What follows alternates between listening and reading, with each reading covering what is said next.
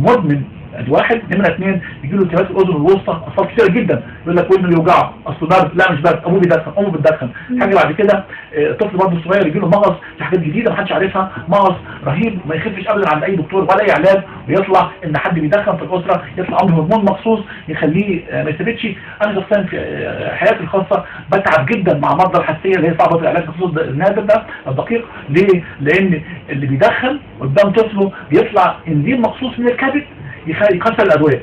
يعني انا كنت حد الطفل 10 مللي جرام مثلا للكيلو، لا ده انا عايز بقى اديله 30 و40، هيتعبني جدا لان لازم ازود الجرعه، لان الكبد بيكسر الادويه اللي له كلها. ده حظه كده بقى ان هو ابوه بيدخن وامه. المشكله الثانيه كمان ان هو بيحرق الاهداف. يعني ايه اهداف؟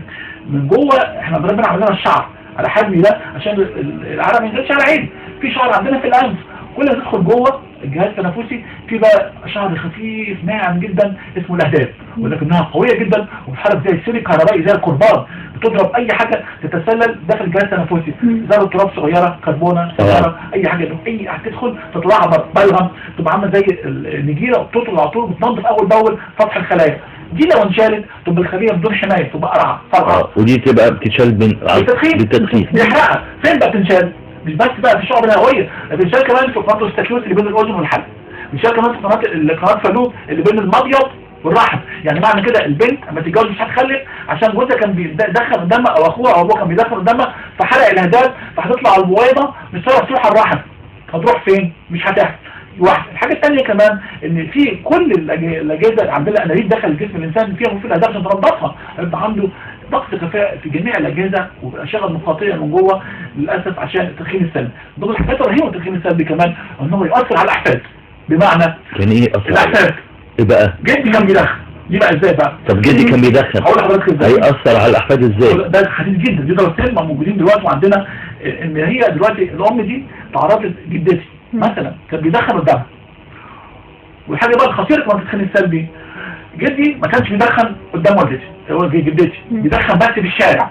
طلع ان اللي بتنام جنب جوزها او مثلا بتقعد معاه في غرفه واحده بس بتقعد جنبه وهو ما بيدخلش قدامها خالص، بعد 3 شهور حتى لو وقف التدخين الاقي في شعرها وفي ضوافرها علامات النيكوتين موجود بنسبه عاليه مقارنه بضوافر الست الثانيه. طيب موجود في ضوافرها وشعرها اسمها لا ما خلاص بقى غرق الدنيا، ما وصل لاخر حاجه يعني ما وصل لحد هنا معناه ان هو غلط، وهو ما بيدخلش قدامها مطلقا ابدا. لكن هو بيطلع مواد من جسمه حتى لو استحمى حتى لو غير هدومه بيطلع مواد وتتسلق بتترسب فيها هي وتاثر عليها. بعد كده التدخين السلبي ازاي ياثر على الاحفاد؟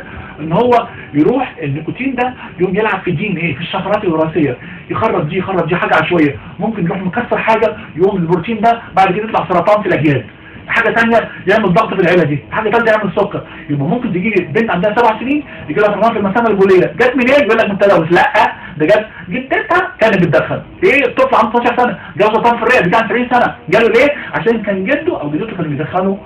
شوف ازاي بقى ده كده عشان المقبل على الزواج لازم يعرف تاريخ العيله، في حد في العيله بيدخن او لا يدخن. طب يعني هذه نظره سوداء.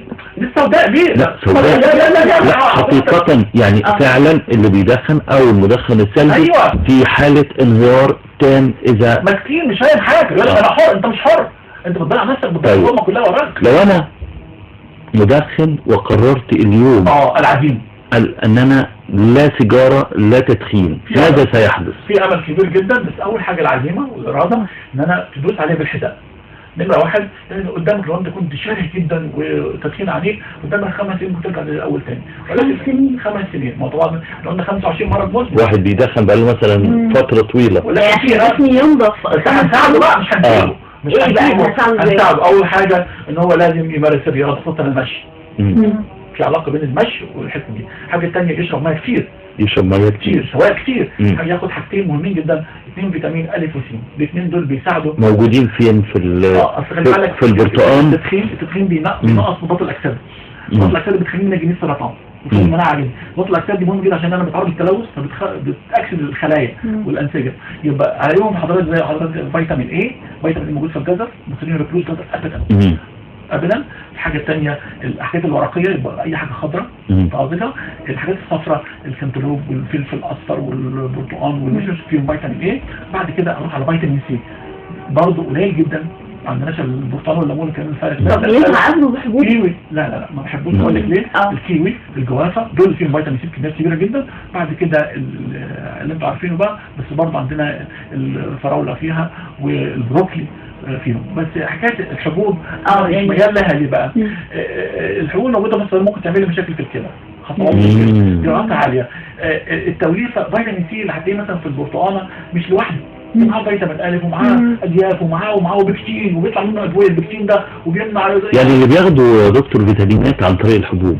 لا انصح الا اذا كان في طبيب محدد، يعني مثلا عنده نقص في الفيتامين الفلاني وانا شايف ان هو بينزف من زاويه الفم وكذا، ممكن اديهوله، بس لازم ده مش يغني عن المصدر الطبيعي. المصدر الطبيعي معاه حاجات ثانيه ربنا خلقها. ما في اللي بيقولوا ان انا لو ما خدتش فيتامين الصبحيه بعد الفطار بيبقى بحس ان انا مش في حالتي، او ان انا مش اكيد بتفطر غلط. ما هو في ناس يقول لك انا بفطر كل يوم شاي بلبن. ايه الشاي بلبن ده؟ احنا بنعمل حاجات كتير غلط كتير. طب السيلينيوم يا دكتور، يعني في واحده صاحبتي قالت دكتور نصحها قال لها عشان التلوث اللي في الجو انت وجوزك والولاد وكده تاخدوا سيلينيوم واحده عمال على بطال. دي انا كنت استغربت جدا. لا انا هبص على ضوافرك وابص على شعرك واشوف شعرك بيقع، اشوف الجلد عامل ازاي، واقول لك عامل نقص سيلينيوم ولا وتخدير ولا، وبسالك هل اكلتي ايه؟ اكلت مكسرات، اكلت اسنان، اكلت يعني احنا طب يعني ممكن السيلينيوم ناخده من مثلا لا يعني السيلينيوم والزنك تاخديهم من الحاجات دي. احنا يعني مش عايزين ناخد حاجه اعتباطا. انا ليه اخد الدواء ده وانا مش محتاجه؟ طب انا ممكن اخد حاجه طبيعيه، شويه فول سوداني خلاص يعني مش هقعد انا اجيب انهي اكتر، تدخين الشيشه ولا تدخين السيجاره؟ برافو عليك، برافو. لان النساء وقعنا ضحايا حاليا للشيشه. البنات فاكره 42% من البنات المصريين اللي بيدخنوا المقاهي فاكرين ان الشيشه امينه وما فيهاش حاجه. لا، الشيشه لازم تعرفي 70 سيجاره. اللي بيدخن الشيشه بيقعد ياخد 4 حجر، الحجر الواحد 70 سيجاره، يبقى 80 سيجاره 5، يبقى الشيشه 70. حاجه ثالثه بقى كمان، انا بدخن السيجاره بيطلع 500 مللي لتر، نص لتر من البخار الهواء الادخنه. الشيشه بيطلع من 70 الى 100 لتر يعني كميه كبيره من الادخنه رهيبه جدا. اضافه ان هو بيقعد يشفط يهتك الانسجه في الرئه، بيبقى عنده مشاكل في تليف بعد كده وتمدد. الشيشه اخطر بكثير، قلت لك 300 مره ضعف السيجاره. والأحسن الامتناع عن التدخين تماما والابتعاد عن ثاني أكسيد الكربون. من وانتوا هتقولوا بقى. والله أنا أعتقد إن اللي يسمع كلام سيادتك النهارده لابد إن هو من نفسه كده يمتنع عن التدخين بشكل. وحضرتك دافع عن حقك، ما تسمحش لحد يدخن قدامك. يبقى وبعدين انا دلوقتي عندي بنت جالها خطاب، انا هفضل اللي ما بيدخنش حد هكذا.